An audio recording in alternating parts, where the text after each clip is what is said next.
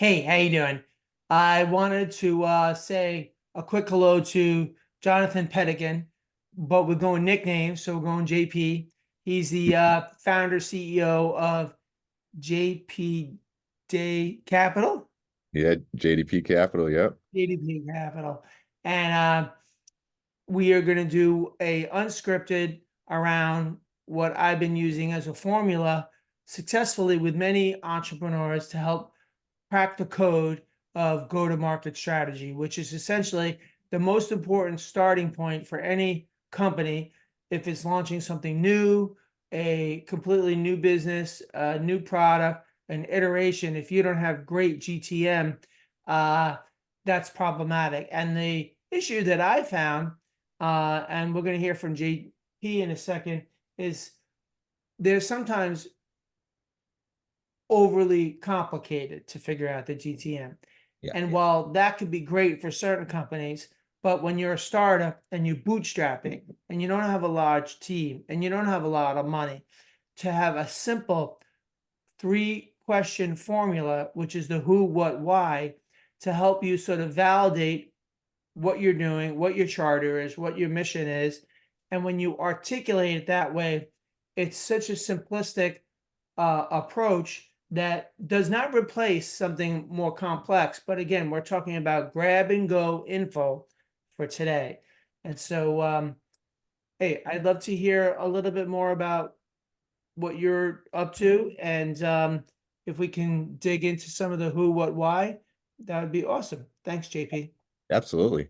Thanks, Peter, for bringing me on. I'd love to chat a little bit about me and why we built JDP Capital. So, as you know, I'm kind of a visionary guy. Came from the engineering background, but matched that up with the real estate in New York City and first opportunity working at RDM, which is Real Data Management. We serviced commercial landlords and brokers with leasing software. And so I gained just love for real estate and the solutions that we could bring around that industry. And so after kind of climbing the ladder, I decided to branch out on my own and to start a solution-based service services and investor relation kind of management company. So we focus mostly on residential real estate rather than commercial. And it's fun because we wanted to make an opportunity for investors to profit share with us as we create new space and residential, mostly in the Baltimore DMV area. So it's been great, there's learning the ropes, as a leader in the space and learning how to build relationships and all the skill sets that I learned over the years. Awesome. I would like to sort of just put out there that I, full disclosure, we have worked together. Yeah. And while I won't claim to know everything about what you're doing and have, uh, but what I do know is that you made an adjustment. You decided to, I would call, sort of, lack of any other term, reinvent yourself. Uh, Starting as an engineer and as a SaaS executive, building customer support teams successfully in not just one company, but when we were acquired, you were also working at a much larger company. But you also had the courage, and I emphasize courage because it's easy to just keep rolling. And is that what's the takeaway? Is there a lesson there for entrepreneurs that may be listening, grab and go sort of thinking that could be at a juncture themselves, right? That may be thinking, maybe I adjust instead of closing my eyes and before you know it, blank, there's 20 years that go by, right? Yeah. You Yeah. decided to take a stance. And Yeah. that again goes back to the word, the best word I can come up with is courage to change and to reinvent yourself. Was that scary at the time? What can you share if there's sort of like snackable pieces of information for others that are listening? That would be great. Yeah, great question. So it is absolutely scary. It's kind of similar to I guess when you're first trying to do like the monkey bars and you're swinging from one to the next, you're not sure if you're going to be able to grab on before Yeah. you fall. And so a lot of people try to make that swing from the corporate world to maybe like yeah, self-employment option. And I think the scariest part is I didn't have the money saved up to just make that leap. I didn't really have a ton in savings to really just rely on or use as kind of a safety net. So for me, a lot of it was just stepping out of the boat in faith that, hopefully, I'm a spiritual kind of guy. Like hopefully all things will just work in place. But there were definitely a lot of learning lessons. I would say to an entrepreneur who's trying to make that leap, have a great advisor behind you. I probably could have listened to some more advice that I got originally of, well, why don't you try to work on your business venture at the same time? We were remote, so I probably could have just quote unquote worked a side job and a side hustle that would Yeah. eventually do it. But I did have some experience doing it as well, so I would say start small. So did And you, just to clarify, when you decided to seriously give up a paycheck and go into something that you just mentioned, I want to highlight that wasn't fully capitalized, huge risk, huge risk. kids, wife, Yeah, house, everything. Yeah. picket fence, grass, plants, trees, all that. How, Yeah. like, okay, what mustered you forward? I know you talk about being a strong believer in the self, and that's manifestation of like a positive attitude. Um, was there anything else, or you just said, let's take the leap and kind of figure it out? And then the last thing you mentioned was the advisor person. Um, was that something that you took advantage of enough, or you saying you could have done more with that person or that idea? Yeah. Yeah, dropping a lot of the obviously the safety net of having a manageable income was huge. So for me, I was trying to use my savings investments and I was doing a little bit of day trading before and some investment in property management for rental income. So the Okay. rental income was supplemental for a bit, but definitely not nearly as much as I was making. So I probably cut my income uh, by three or four X in terms of the monthly income I should have been making. And a lot of it was just grit. I just had to quickly raise funds to try to flip properties and make profits and live off of those profits.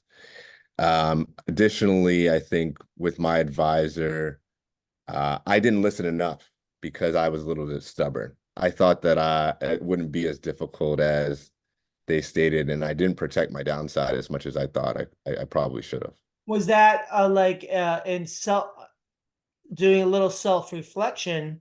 And I think it's important for a lot of entrepreneurs because sometimes there's this part of entrepreneurs that is so powerful in terms of positivity, right? Yes. It's not like an athlete. You feel so powerful, you can do anything. That could be the cliche of a strength becomes a weakness almost. You're so strong, but I'll pause there.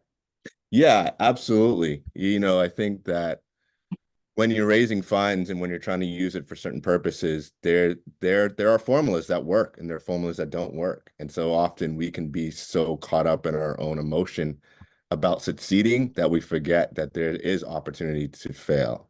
But it's also an opportunity for us to learn as well.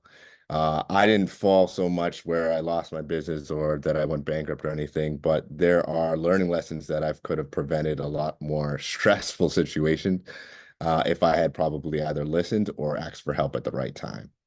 And then also there's some people who probably would have extended an arm to me for loans that I could have taken with less interest than taking on bank loans that have a larger interest. So asking, your network of friends and family for help during that time and really disclosing it and being open, and vulnerable is helpful for you to start building a business rather than trying to do it on your own. Gotcha, gotcha. And then one of the things that we want to try to get to now is the who, what, why around GTM, which Yeah, is sort of the DNA or the spinal cord for any successful business, yeah, and it's often very overly complicated. So I've been sharing my formula with many people because it's a grab and go. It's snackable, meaning you can't eat it, but you can use it quickly without having to delay. And it's a simplistic way to start to establish and validate and get crisp around the GTM. Maybe talk a little bit about like your current business, which you are doing and successfully pushing forward through. Touch upon that. yeah. So now we're year three, doing well. Great advisors, great funding, great relationships that we have. So we focus on three things. One is our construction outlet. So we focus on residential construction. We're doing well. We're also doing consulting on software side. So working to build software around solutions in real estate, rental markets, really providing solutions for tenants and landlords. And then we also have our investor arm where we're focusing on the community, building up the community, investing and helping with properties that are just that have lost kind of its potential, like they lost potential because they're not doing well or they're vacant properties. And we're leveraging the city to help us turn those into revenue gain properties for Section 8 and other low level income housing for people. So, also first time home buyers who don't really have modern design and properties. We work with them, provide kind of a lower level entry barrier for luxury living. And it's been great. Focus on a lot of different clients, again, in the DMV area. And we're looking to hopefully expand to other markets like Atlanta as well. Is that the a little bit of the why in terms of like purpose driven, mission driven to try to help others that may not be, the typical buyer that has a lot of capital and that has a lot of money. Uh, but I don't want to put words in your mouth.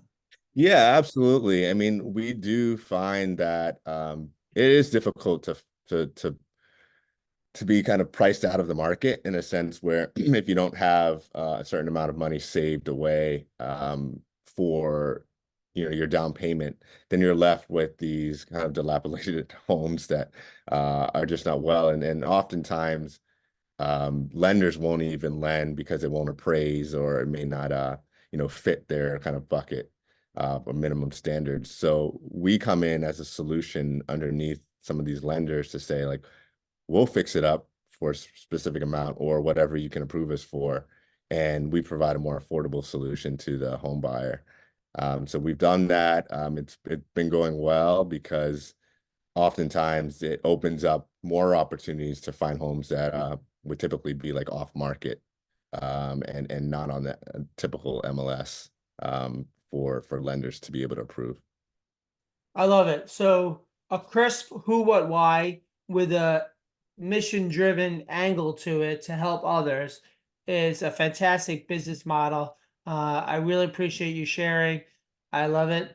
I would also really appreciate if we could have maybe a part two to this conversation because your story is really fascinating. A little bit unpackaging, breaking down the reinvention of yourself, going from software executive in growing customer support teams, dealing with people, Mhm. and also then transitioning to where you are and how you have it seems like you're still tapping into some of that you had prior, even though the use cases are maybe not the same. But how do you carry along with you experiences that could be helpful even in new circumstances like what you're doing now? So I think there's a bunch of other things we can unpackage. Was there anything else you wanted to share, maybe with some young, new rising leaders or entrepreneurs out there? Yeah, that's great. I think one of the things I'd love to share, just continue improving yourself.